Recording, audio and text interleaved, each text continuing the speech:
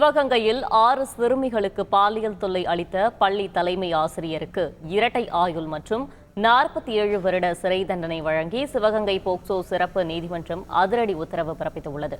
வழக்கின் கூடுதல் விவரங்களை செய்தியாளர் சுந்தர் வழங்கிட கேட்கலாம். சுந்தர், வணக்கம். வழக்கின் கூடுதல் விவரங்களை பதிவு செய்யுங்கள். வணக்கம்.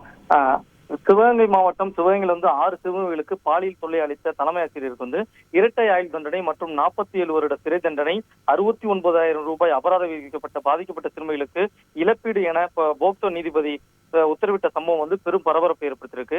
சிவகங்கை அருகே இருக்கிற காளையார்கோவிலை அடுத்துள்ள பெரிய நெறிக்கோட்டை ஊராட்சி ஒன்றிய தொடக்கப்பள்ளியில கடந்த 2015ஆம் ஆண்டு தலைமை ஆசிரியராக பணிபுரிந்தவர் தான் முருகன். இவர் 4 மற்றும் 5ஆம் வகுப்பு பயின்று வந்த சிறுமிகள் 6 பேருக்கு பாலியல் தொல்லை அளித்ததாக சிவகங்கை அனைத்து மகளிர் காவல் நிலையத்தில் வழக்கு செய்யப்பட்டு அந்த வழக்கானது இன்னைக்கு சிவகங்கை உள்ள போக்சோ சிறப்பு நீதிமன்றத்தில் நடைபெற்று வந்தது.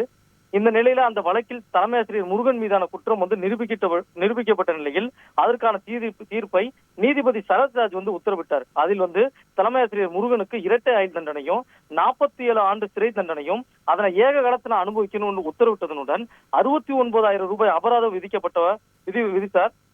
பாதிக்கப்பட்ட சிறுமிகளுக்கு ரூபாய் 29 லட்சம் இழப்பீடும் அரசு தரப்பில் வழங்கும் உத்தரவிட்டிருக்காரு. 6 சிறுமிகளுக்கு பாலியல் தொல்லை அளித்த வழக்கில் தலைமை ஆசிரியருக்கு இரட்டை ஆயுள் தண்டனையும் 47 வருட சிறை தண்டனையும் 69,000 ரூபாய் அபராதம் விதிக்கப்பட்ட சம்பவம் பெரும் பரபரப்பை ஏற்படுத்தியிருக்கு. விவரங்களுக்கு நன்றி சுந்தர். செய்திகளை உடனுக்குடன் தெரிந்து கொள்ள உடனே சப்ஸ்கிரைப் பண்ணுங்க.